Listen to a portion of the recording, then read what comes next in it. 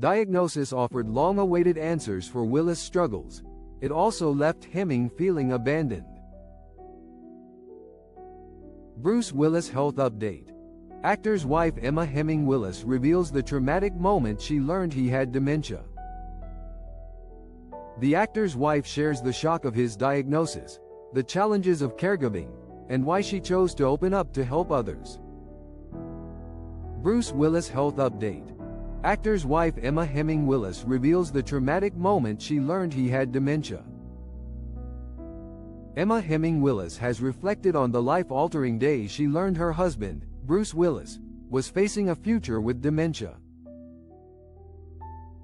In a recent interview, she described the moment as both heartbreaking and traumatic, a turning point that changed everything for their family. Video of Bruce Willis brings tears to fans, leaving them with heavy hearts. The 70-year-old die-hard icon was diagnosed in 2023 with frontotemporal dementia, FTD, a progressive condition that affects behavior, language, and personality. Hemming, who has been married to Willis for 16 years, recalls hearing the official diagnosis in November 2022 and being unable to process the words. Priya Kansara and Ritu Arya.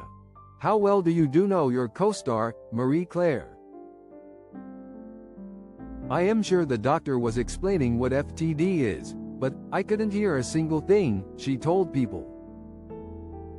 I had pins and needles going through my body. My ears were wafting. I am sure he was feeding us information. But all I heard was just, check back in and here's a pamphlet. While the diagnosis offered long-awaited answers for Willis' struggles, it also left Hemming feeling abandoned. I was grateful to get to a diagnosis, but there is no cure for this disease, and being sent on our way with no support, nothing was really traumatic, she admitted. It's not just happening to us. This is how many people are receiving their diagnosis. Hemming described the early weeks after learning the truth as isolating and overwhelming. With 2 young daughters at home, Mabel, 13, and Evelyn, 11, she was suddenly thrust into the role of full-time caregiver without clear guidance. I ended up searching the web to figure out what to do, she said.